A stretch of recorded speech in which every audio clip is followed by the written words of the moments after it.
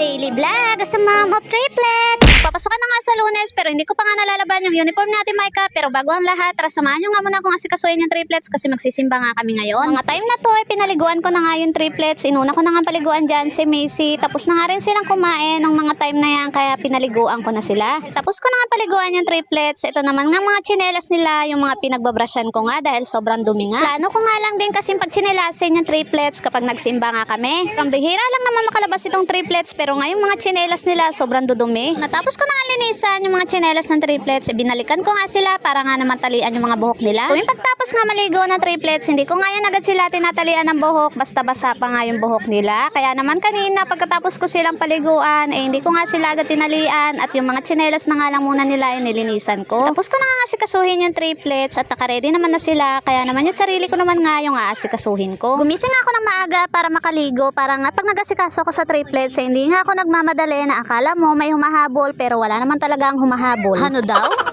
By the way, ang nilagay ko nga pala dyan sa mukha ko is tinted sunscreen ni Hikari. Kapag aalis nga kami, yan nga talaga yung ginagamit kong sunscreen kasi hindi mo na kailangan na maglagay ng kung ano-anong foundation sa mukha mo para matakpan lang kung anong dapat mong takpan sa mukha mo. Sa tinted sunscreen pa lang ni Hikari, ready to go ka na. Kaya naman kung gusto mo rin na ito, ilalagay ko yung link dyan sa comment section. Dahil tapos na ako mag-ayos at ready na nga rin yung triplets, umalis na nga rin kami agad at buti na nga lang din, hindi pa nag-uumpisa nga yung simba. Dahil yung nakarang linggo nga, late na nga kami dahil nag-start na nga yung simba. Ngayon, buti na lang hindi talaga kami na late dahil sakto nga lang yung pagdating namin dahil mag-uumpisa pa nga lang. Pagka-uwi nga namin galing simbahan nagluto nga agad ako na itong uulamin namin para sa tanghalian. Nagprito nga lang ako ng itlog dyan at dahil nagtira nga yung partner ko ng ilang pirasong isda galing sa mga kuha niya, sinali ko na nga lang din sa pagpiprito. Dahil tapos na nga ako magluto, naghugas na nga lang muna ako dito ng mga plato bago nga kami kumain ng tanghalian. Dahil hindi ko na nga nahugasan itong mga pinagkainan namin ng umaga bago nga kami magsimba. Tapos na nga ako maghugas ng plato, kumain na nga rin kami agad ng triplets kasi nga asikasuhin ko pa yung uniform ni Ate Micah. Ganito din ba kayo mga mi kung kailan pasukan na nga bukas, ngayon ko pa nga lang inasikaso yung uniform ni Ate Micah na susuotin bukas. At for sure yung iba din dyan ng mga mamis na kung kailan pasukan na bukas, ngayon pa nga lang din nakabili ng mga notebook, bag, uniform at sapatos ng mga anak nila. Tapos ko na nga labhan yung uniform ni Ate Micah, sinunod ko naman nga itong white shoes niya. Itong lumang white shoes na nga lang muna ang gagamitin niya dahil nga kinapos kami sa budget na pambili ng gamit niya kaya naman di kami nakabili ng black shoes niya.